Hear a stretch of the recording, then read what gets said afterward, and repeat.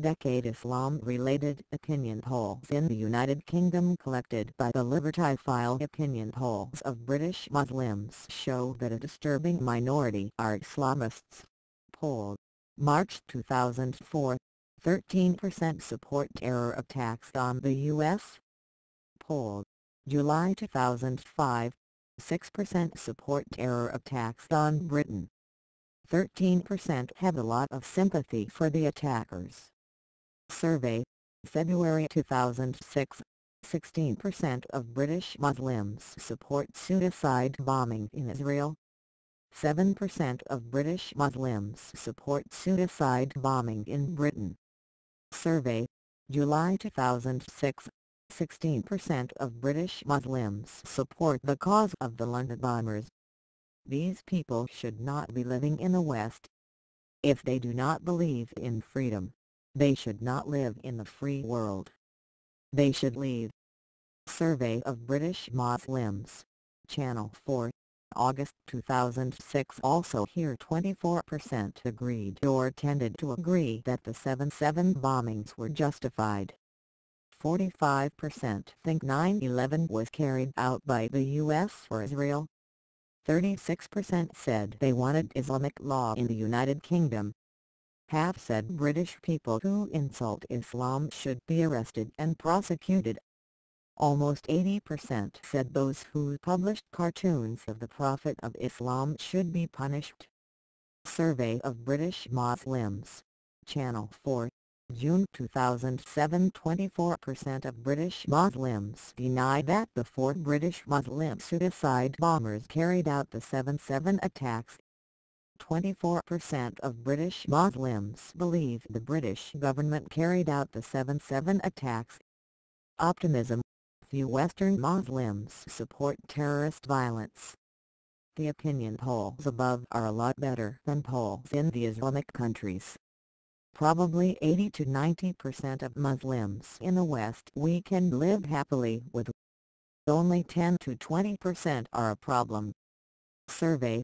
July 2006 also shows that a fantastic 56% of British Muslims think the United Kingdom government is not doing enough to fight Islamist extremism.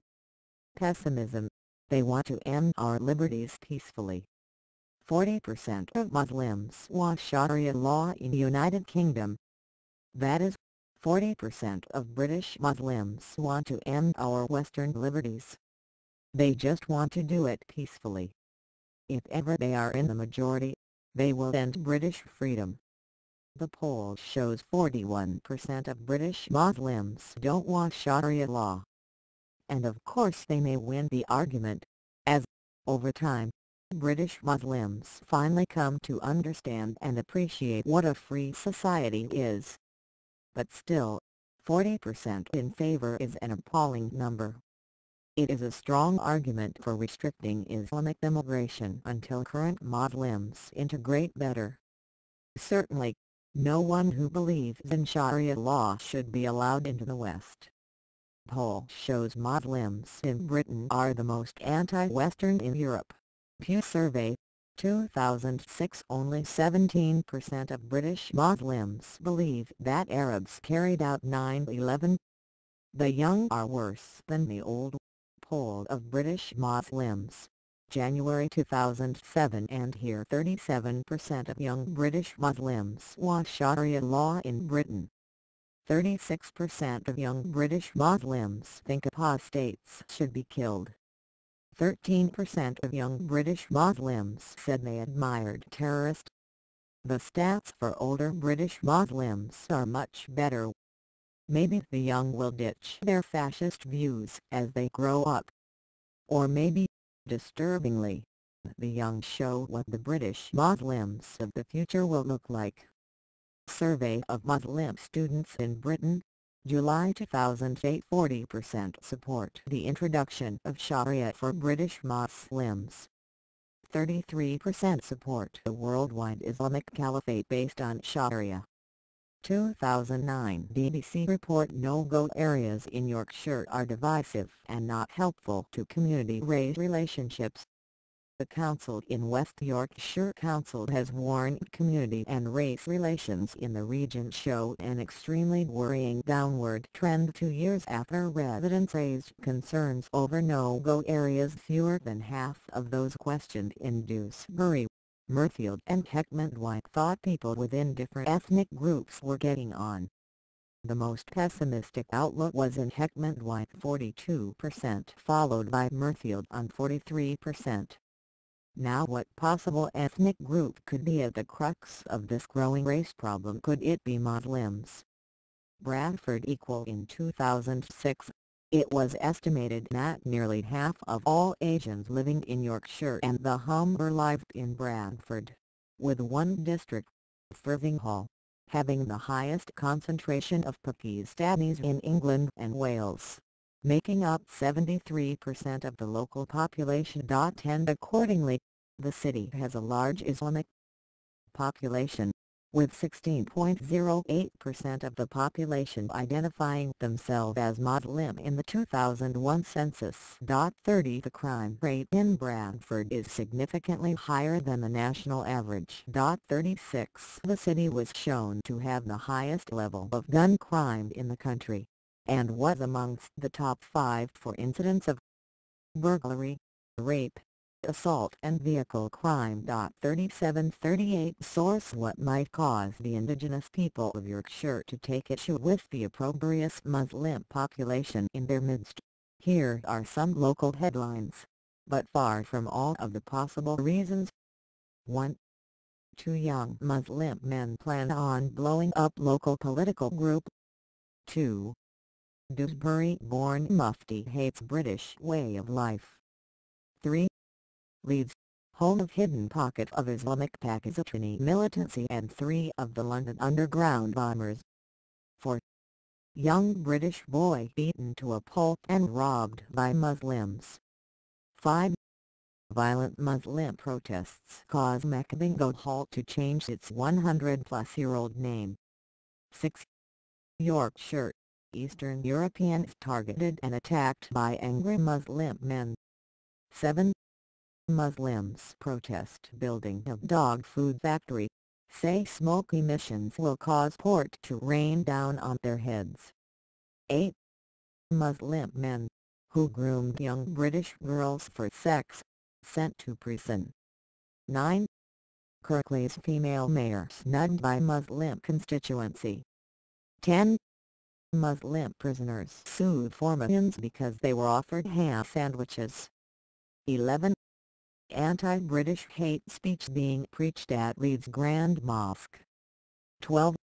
Drugs and hardening hatred of British festering in Leeds. 13. Muslims furious that some Walker's crisps contain minuscule amounts of alcohol. 14.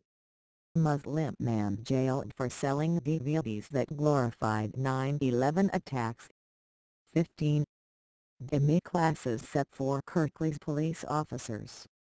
What could be the problem? Clearly much of the Muslim population is not a group that wants to assimilate into Britain, but rather a group that loudly, obnoxiously and violently wants to convert Britain into an Islamic nation. What we see here is cultural jihad and continues in the United Kingdom, but today, we have a voice. The English Defence League peacefully protesting and informing the public about cultural jihad. The English Defence League is having an impact on a political level in the United Kingdom. Claims about the English Defence League having links to the far right have never been proven, and most of the evidence is fabricated. The English Defence League is a human rights organization that was founded in the wake of the shocking actions of a small group of Muslim extremists who, at a homecoming parade in Luton, openly mocked the sacrifices of our service personnel without any fear of censure.